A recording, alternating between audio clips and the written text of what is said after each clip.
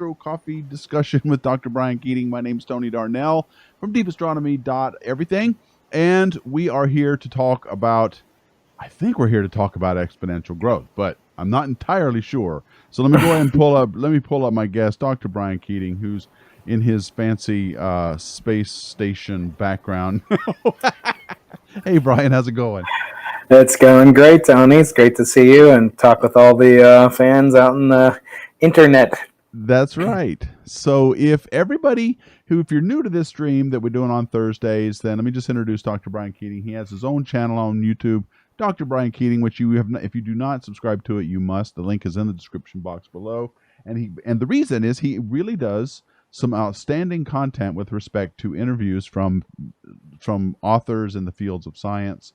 And he's had some amazing guests so far. And the purpose of this hangout is to introduce you to not only Brian, but also his channel and these interviews, which I'm a little bit confused, Brian. Are they part of your YouTube channel, or is this really as part of the podcast that you're doing, which you should also introduce?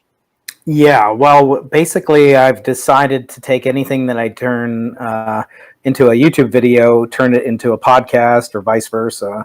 Originally, we were only doing audio interviews for the Arthur C. Clarke Center's Into the Impossible podcast, and then I realized we might as well do video interviews as well, and got some help from some talented people here in San Diego to add in some footage, some B-roll, as they say in the field, and images and so forth. And so we make it kind of an interactive affair where we provide a lot of resources and include things such as show notes and links and so forth. So people can get access to all that. My website, you sign up for my newsletter, you'll get access to the show notes. And my website's briankeating.com. And the YouTube channel is Dr. Brian Keating. And so far, yeah, we've had on, I think I've read 20 books in the last 12 weeks. I'm starting to get a little cross-eyed. Well, that's part and parcel of the job, though. I love that part of it because you get to read some really cool books. So tell us a little bit about today. What's the topic for today? And while you're talking, I'm going to be doing some behind the scenes button pushing to get the clip up that you sent me. Yeah, please do. Okay. So one of the things that I am really, really pleased to have access to here in San Diego as the co-director of the Arthur C. Clarke Center for Human Imagination is our board members. And we have some outstanding board members that advise us, including none other than Dr. Peter Diamandis, famous futurist, thinker, university chancellor, founder, founding CEO, director of the X Prize organization, advisor to companies from SpaceX, Singularity University, etc. And this phenomenal opportunity that I have, I like to take advantage of. So I wanted to connect to Peter, especially on the occasion of his most recent book called "The Future is Faster Than You Think," and how it's really the third and final in a series of books that began in 2012 with the release of a book called Abundance, led to a book called Bold, and now is part of a book called The Future is Faster Than You Think. And what's so interesting about Peter is that he's kind of the most pessimistic optimist or the most optimistic pessimist I've ever met. And he's simply a brilliant intellect with the benefit of having advised companies and so forth on how to really make the future happen. Everything from human longevity to university, the future of universities, which maybe we can talk about, to asteroid mining and beyond. It's just, it's so much fun. He also has the distinction of being Stephen Hawking's flight surgeon for the first and only zero gravity exploration that Stephen Hawking ever took. I remember that. Okay. Yeah. Well, shall I just show the clip now, or do you want to do why don't we do that? Yeah, this is about Sir Arthur C. Clarke and how he met Sir Arthur C. Clarke, I believe. All right, here we go. This is really special. Your recollections of Arthur C. Clarke. You mentioned that you met him on at least one occasion. Can you tell us a little bit about what you remember about him? I met him in 1982 I was a college student. I was at MIT at the time, and I went to the United Nations Conference on the Peaceful Uses of Outer Space, and he was giving a talk. And I was there with two other colleagues, Bob Richards and Todd Hawley. Todd since passed away. and we were there representing Students for Exploration and Development of Space, SEDS. And it was we were there as the guest of David C. Webb, one of our advisors, and we ended up befriending Arthur. And a long story on how that happened, but we're having dinner with him, and we, over dinner, were telling him about SEDS and our goals and our missions and all of that. And he was telling us about the stories of post-World War II, his working with German and Russian scientists and what the world was like, and ended up giving him the moniker Uncle Arthur. And he agreed to become an advisor to SEDS. And he then went from becoming an advisor to SEDS to becoming the chancellor of the International Space University. And I would meet him every time he would come to New York to focus on his next book. So I was there when 2010 was being filmed. And then I went twice to Sri Lanka to meet him in Colombo. And he was just an amazing supporter of our work. And he had such a deep British voice. He'd go, "Hello, Peter." Yeah, I can't do it, but it was just amazing to get to know him.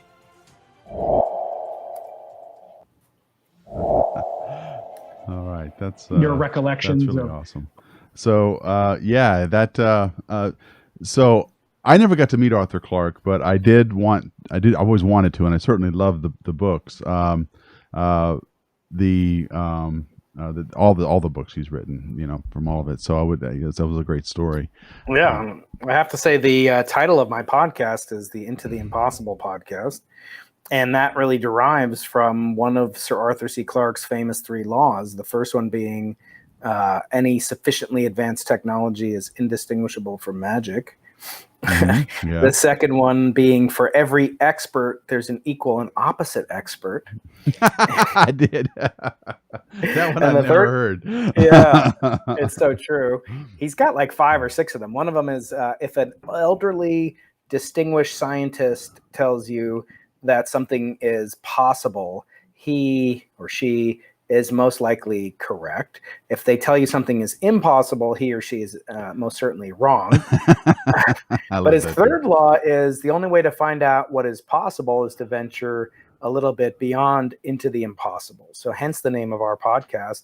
And it really explores these connections between society, humanity's greatest minds, and how they do what they do by overcoming things that once seemed impossible to them. And Peter is one of these people.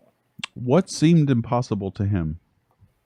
So I think, if I had to guess with Peter, the discussion that we had, really, I would say nothing seems impossible. Maybe living to like 1,000 is impossible, but actually achieving, the following things, being an MD, but not actually practicing as a doctor. Nevertheless, he, received his MD, went to MIT. He immediately went into thinking about ways that what he calls these exponential technologies could revolutionize humanity and perhaps give us a chance at, if not true immortality, at least the extension of life on Earth, the betterment of life on Earth, and essentially achieving immortality through his good works. And I think it's incredibly commendable what he does. He's really a uniquely, as I said, super positive, kind of pessimist, or super, negative optimist. Well, what you mean in terms of our future? He's an optimist in terms of humanity's future and technological futures, things like that. So he has the so-called 6 Ds, which he claims are these disruptive things that are going to lead to an exponential growth in the future. And these are the future will be digitized. Exponential curves are deceptive because they outpace linear growth only after some period of time. At first, linear growth is, supersedes exponential growth until that boom hockey stick point takes over. We're all, unfortunately, more familiar with exponential growth curves than we ever were before, thanks in some small part to this pandemic that we're still dealing with. He also talks about how things can be dematerialized and put, instead of dealing with photographs and Kodak film, you have Instagram, and why that scaled so much faster, even though Kodak was one of the original pioneers, as you know, of CCD camera photography. They never let go of the materialized world that they were inhabiting for 70, 80 years beforehand. And the other thing is, his being disruptive and being, a pure optimist. I don't think those are commensurate traits. In other words, you can't say everything is great and the status quo is great and say, I want to disrupt it, right? I mean, imagine if, your wife says, well, our marriage is great, but I'm going to disrupt it. Like, I would be pretty nervous. I know she probably sometimes wants to do that, my wife. But the point being, he sees life as it is, as Ted Kennedy is rumored to have said, and dreams what could be made different to achieve a dream of the future that he especially wants. He's a child of the rocket age, of the space age, of the atomic age. And when I say he's pessimistic, it's pessimistic towards the established institutions. Let's take education. He's very pessimistic about the state of education, in contradistinction to my previous guest, also at MIT, David Kaiser, who's pretty optimistic that things will continue status quo with some old sage on a stage scraping one piece of rock on another piece of rock, chalk on a chalkboard. I kind of in between the two of them.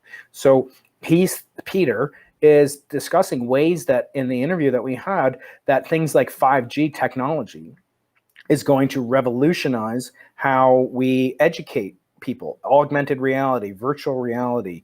On the other hand, he also thinks things like cities and transportation are going to be revolutionized. And I wonder, after COVID, and I asked him about this, so you should watch it, but, how did COVID, if at all, change his opinions that were so positive and glowing about things like living in big cities and, being in mass transportation and so forth. So you'll have to listen to the interview to find out. Did you discover when you were talking to him any similarities between his ideas and proclivities and Ray Kurzweil? He's very close with Kurzweil. Obviously, the name Singularity University is derived from Kurzweil's prediction, somewhat that the singularity is coming. I didn't speak so much about that. I want to focus on his book with Stephen Kotler, "The Future is Faster Than You Think."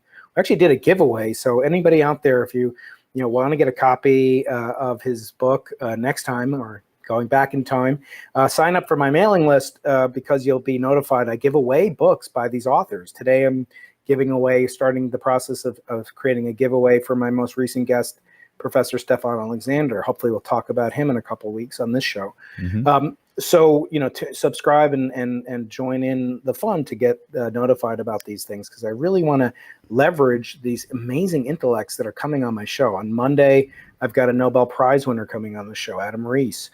Yep, he's a good guy. Yeah, so it's going to be, and just to engage with them, it's such a rare opportunity. I want my audience to ask me questions to ask them. So join the mailing list, stay in touch. So some of the things that he talks about, I think he's deeply influenced by Ray, but I wouldn't say that they, are 100% in lockstep. I think of Ray as kind of the Steve Jobs kind of visionary, and I see Peter as also a visionary, but he's in the trenches doing, I'm not saying anything negative about Ray, but Peter's founding universities on the board of 7 or 8 different corporations dedicated to human longevity, body improvement, and then space exploration, and with the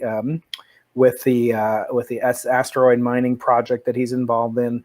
And he's got about 6 or 7 different companies. I don't know how he sleeps. He's also got young twins at home, or not super young, but he's got twin boys. Right. And it's he's really just a force of nature. He has a thriving online following. He does courses basically on LinkedIn, and you should follow him all around the internet. And it's he's just a modern day kind of Nostradamus, but a lot of his predictions are very potentially impactful for how we live day to day, as well as, for society as a whole.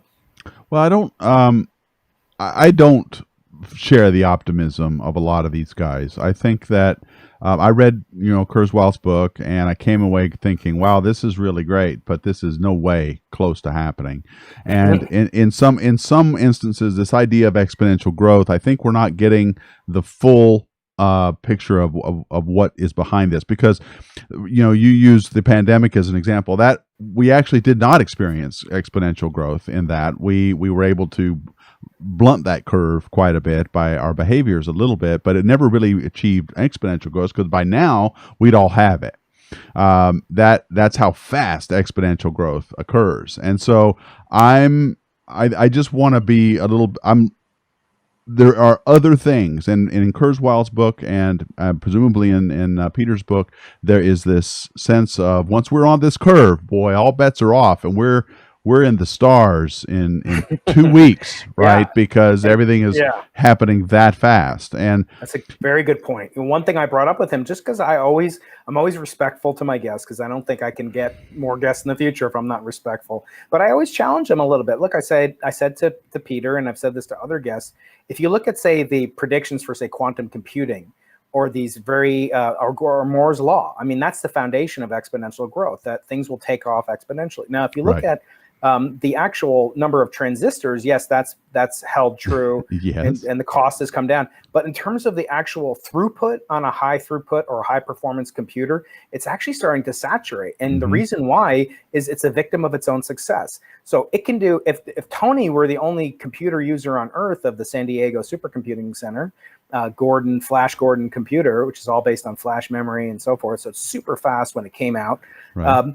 But then it would be exponentially, it would continue this growth in flops and floating point instructions per second. However, there's more than one Tony. And so the more successful this product is, the more exponentially larger numbers of people want to use it. And then you have taxation, you have overhead, you have throughput constraints and bottlenecks. Economics. It's the economics of scale. And for me to think that, yes, it's just this simple binary node tree that just grows off forever. So, he recognizes that. I was impressed that he's not really, promoting things that are more prone to hype, say with like quantum computing, quantum supremacy and stuff like that. That really isn't in his book. We did talk about distribution, which to me is almost like the opposite. You look at the word decimate, right? Where did that come from? It was like 1 in 10 people would be killed in some Roman army or something. So it would be reduced by a factor of 10. That's kind of the opposite that's like exponential decay. So every period you lose 10% of the population. In this case, he's talking about decimating, say, transportation. The book starts off with an Uber helicopter, basically, that'll pick you up, a drone that will fly you around the city. And, on the day that we did the podcast, I think it was in like early March, like Uber reached its lowest stock price ever. And I was thinking like, how is this really possible? But then a month later, it's back to where it was and the company's in good shape. And maybe it suppressed some of its competition because Lyft and other companies might go by the wayside. So he uses these paradigmatic examples, virtual reality, wearables like sensors that are becoming more and more distributed. I would say I agree about half of what he's saying. And I guess given the scaling of some of the predictions he's making, it does lead to a pretty bold and abundant future, to use the title of his previous 2 books. Yeah, okay. But almost none of this, in my opinion, takes into account the human nature. Because there are plenty of examples where we should by now already have enjoyed the exponential growth of so many things. I'm thinking internet bandwidth is one of them, right? We should all have gigabit speeds and more, all of us, everywhere, and yet we don't because of purely economic, corporate, and human nature reasons that have depressed all of this exponential growth. And none of it seems to take any of this into consideration. What we can do and what we will do are 2 entirely and completely different issues. And these thinkers tend to, in my experience, only look at what we can do and not really focus on what will end up happening. And I know that's way more complicated. And it is nice and it's easy to stay optimistic that way. When you think about what we can do, you can ignore all the crappy news about it won't actually happen because should have been on the moon consistently for 50 years, yet we're not, right? So a lot of that stuff, what we can and what we do is 2 different things. Yeah, I mean, he sometimes invokes these quotes by Einstein, and other people have brought this up too. This quote that 2 things are infinite: the universe and human stupidity. And I'm not so sure about the universe. And you see that, like I had, there's a woman who wrote an op-ed in the Washington Post. I'll try to link to it. in context of the, of what's happening in society with Black Lives Matter and racism and all these conversations that are taking place. And she was saying, like, I wish racism, she's a scientist, she's an oceanographer. And she was saying, like, because of these problems that are happening in society, I can't do the work that's needed for the climate and for oceanography, et cetera. So how is it possible, for me to do my day job when I've got these human factors that come into play? I'll try to find a link to it later. But the bottom line is, you can't separate out. Yeah, you can't separate out the society in which a scientist or technologist or futurist lives and that society and his or her work, because we are both deeply connected to the times in which we live and the society in which we live. But one thing that's nice about the book that Peter and Stephen Kotler have written in this series is that it does paint. So what I always do is look back at his previous books, which predictions came true, which attributes. So certainly I don't think, right now, at least in the case of the COVID pandemic, if you're looking forward, that you'd say, yeah, cities are going to be the place for people to live in the future. They have much lower overhead in terms of, housing costs, transportation costs, but they're also opening you up to new potential pathogen vectors and concentration, et cetera. So yes, they may be better energetically, although there's some controversy about that too. However, if I look at education, you and I have had this conversation in the context of Mario Livio. When I talked about it with him, with Peter, I said, who would you rather have? Me teaching you an inclined plane with a ball rolling down it, or Galileo himself by putting on a VR headset and augmented reality? And he's very, very positive about that. He thinks my job is the days of my job are numbered, that they really won't have the opportunity for the traditional sage on a stage I mentioned. That's going to go away, according to him. Now, I pushed him back. I said, I have this virtual reality headset, Tony. I've used it 6 times. My kids will use it, and I've had it for 2 years now. And now you can get it for like $80, and it's great. There's nothing wrong with it. But, to wear this giant headset around and then putting in earphones and then like not being disturbed for 3 hours, maybe that'll work. But then I look, well, what's the difference? Right now at UCSD, we're having virtual labs. Can you imagine that? Here's a virtual chemistry lab. Take out your sodium hydroxysulfate and mix it. I mean, it's just insane. But the other classes are online, and now kids are asking for tuition refunds for in-person schools. And I can't disagree with him. I think there's ripe for disruption in the educational world, and that's one of his predictions. It's going to be completely disrupted by technology such as 5G, which we can get into. Yeah, I think that's a good. I think that's a good prediction too, because maybe not because of technology, but because out of sheer necessity.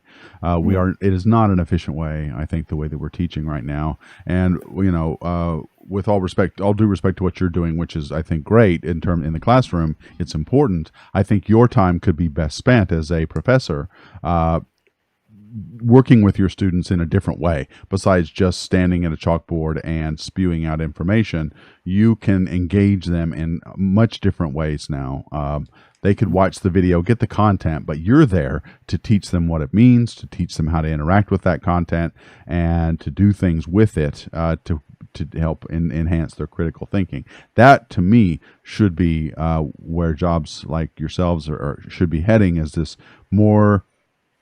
It just uses your time better and your expertise and skill better.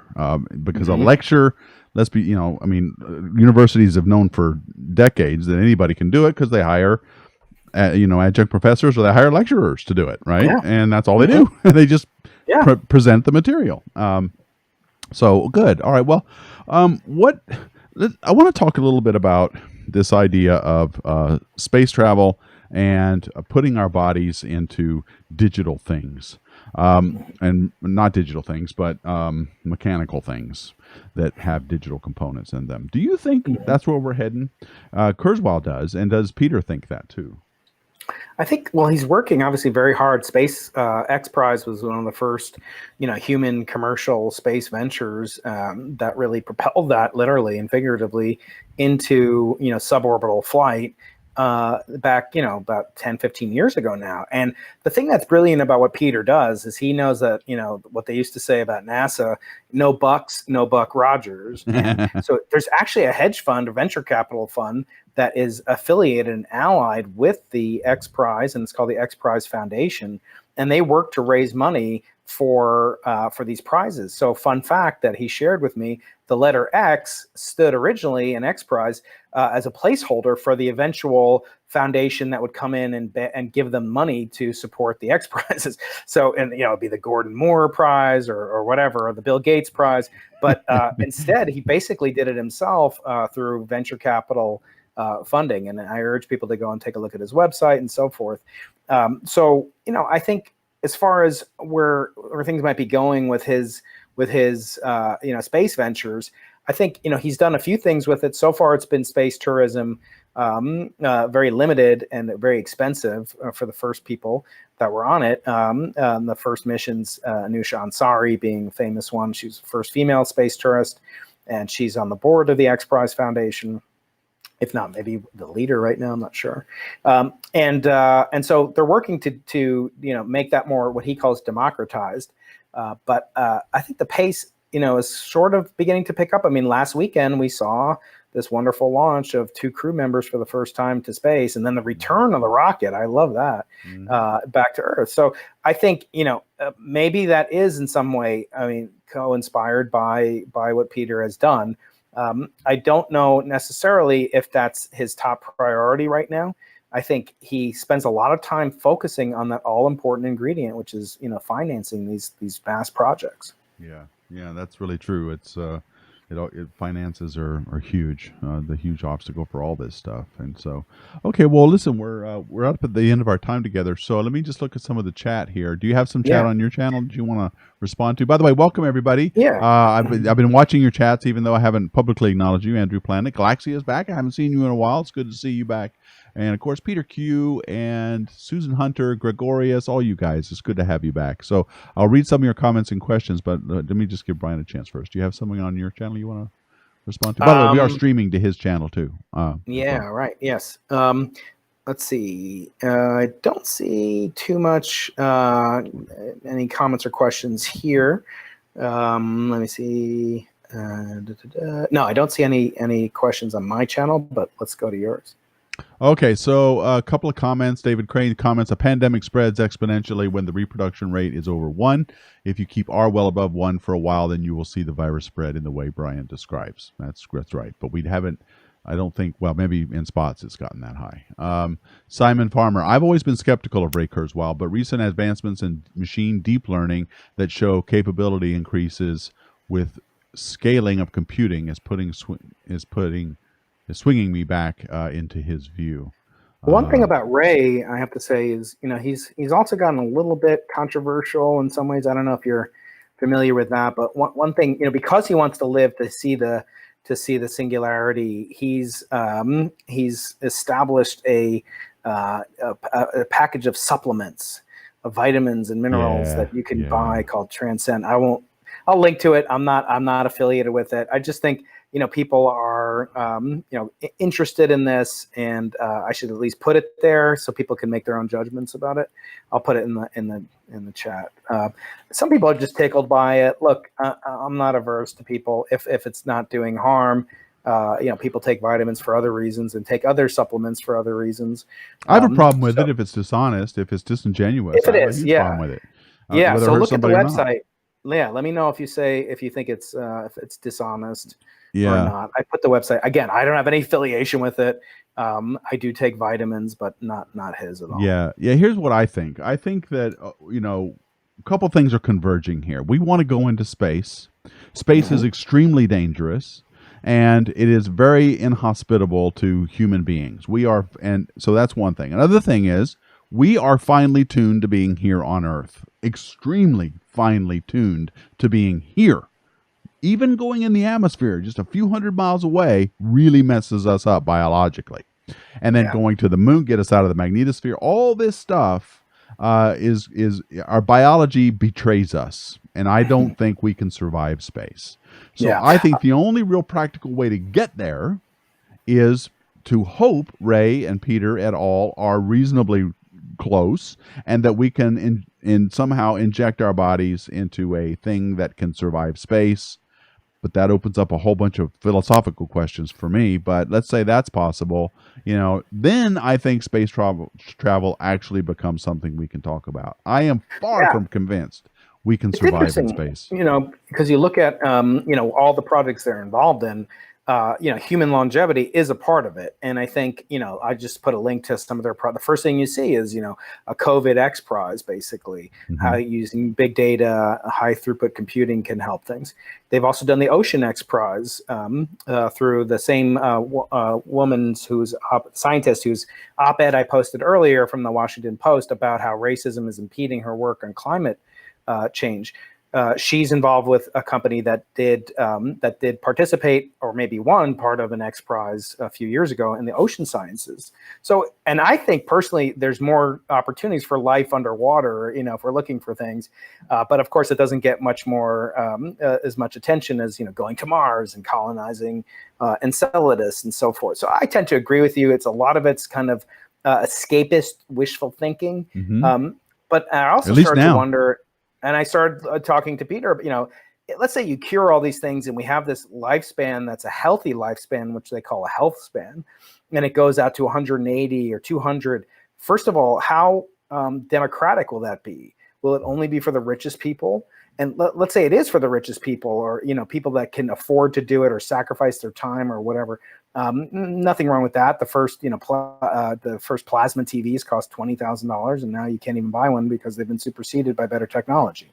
However, what will that do to the people that have nothing else to lose? In other words, if you can't die because your genes have been perfected, your telomeres have been trimmed and coiffed and whatever, I don't know what they're going to do. I'm not a biologist, but then you're going to live in fear. I think, like, you could be killed, or you could, die in a car crash. What will that do to our human psyche? So I think that the technology is actually outpacing by far how it will impact us as human beings. And that's something you touched on earlier. Yep. And I think you can go blissfully into technology space, as I always do with my colleagues. And then this week, just to be honest with all the listeners, we were really grappling with this awful situation that's going on in society. We didn't get much work done on the Simons Observatory in terms of, researching the cosmos, because we had more pressing concerns on how to deal with this awful situation on Earth. And what are we going to do? We're just cosmologists. The answer is we can do a lot in our own community, in the community of cosmology. And so I'm proud to say we're starting fellowships in partnership with the National Society of Black Physicists. And we're working to give internships to be a partner with this august institution, which I'm proud to say I'm a member of. And this week's podcast that I just launched today, I had two this week. One was about the founding of Instagram, kind of like the social network, but for Instagram. It's a fascinating story by Sarah Fryer. Had her on Monday. And then today I released an interview with one of my best friends in the whole world, Professor Stefan Alexander, who's the president of the National Society of Black Physicists. I'm going to give away his book. So please, tune into that interview, subscribe to show notes, and so forth. Any other questions that we can get to? I've got 5 more minutes. Okay. Andrew Planet is asking, isn't AI already here with us humans? We are the first AI. Yeah, I think Peter, I asked him about that. How do you see AI advancing? What kinds of things will advance is the next step? And I think he thinks it's things like these, listening devices, and it'll be like a doctor because remember, he's a physician. So your view of a physician, typically when you go to the doctors nowadays, is some person that's doing this. It's just like typing, never looks at you, But imagine if in your doctor's office there's a virtual smart assistant. I won't say the name of mine because she's listening as I speak and as I type, and I don't want to upset her. But she could be listening in the doctor's office on scanning through. Oh, he mentioned he's got a problem with his left, gluteus maximus, and that correlates in 97% of people who are his age, weight, genetic type, DNA, whatever. That correlates to a severe lack of exercise, or I don't know, whatever it'll be. But that AI will be integrated. Everything will be integrated. All of your data, your sensors, your phone, your voice patterns, your stress, anxiety. That's the direction that AI can help in an immediate sense. But it needs to improve, and it needs to be massively made more available to increase the sample size from just the very fortunate few that are involved in it now. I joke with him, I have this Aura ring. I don't know if you ever heard of these Aura rings. These are like sleep trackers. I got this thing, it's like freaking $200 or something. And he's like, yeah, it's really expensive. I said, did you get this one? Did you get the one that I'm wearing? It's a clear one still. He's like, no, I was like, no, I'm joking. I couldn't resist. Oh, that's great. Well, yeah. I mean, I don't know this. I'll leave you with Andrew's question, then you can head out. Yeah. What about digitizing genomes? Then take them on board a spaceship, and when you get to a world where life could physically exist, transfer the digital genome into a biological one, as in artificial wombs. Wow, Andrew, there's a lot there. Yeah, I guess, that is sort of what we've been doing as a species, except it's been transported in time and not space. I guess the question is, when does that actually come to fruition in terms of distributing throughout the cosmos? I'll tell you what, tomorrow I'm talking with Anne Drurian on the podcast. She's Carl Sagan's widow and also the creator of the Cosmos Possible World series. I could ask her about that. And maybe you and I, Tony, will talk about in the future that conversation that we have. We have about 20 episodes that we need to talk about, including one that I did last week that didn't get much attention because I just released on a Friday with a good friend of mine, a professor from the University of Chicago, about the so-called detection of a parallel universe from strange particles in Antarctica. So look that one up. That would interested in a real scientist, who's working at the boundaries of human imagination. Yeah, so Abby Vireg is her name, and so check out that interview. I'll put a link right now. Yeah, thank you. Chat. Okay, cool. So we will. That particular story I thought got ridiculous fast. So I would like to hear what she has to say for sure. Okay. Well, I guess I will let you go. Dr. Brian Keating, are you there? There? Yeah, are you cutting out? You're starting to cut out. I don't know. It doesn't look like it's me. Are you having ISP issues?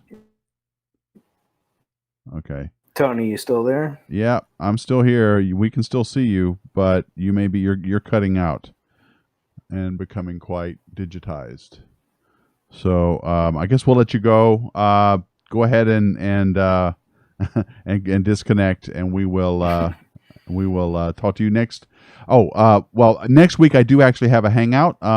So it'll have to be in 2 weeks from next week. So what is it?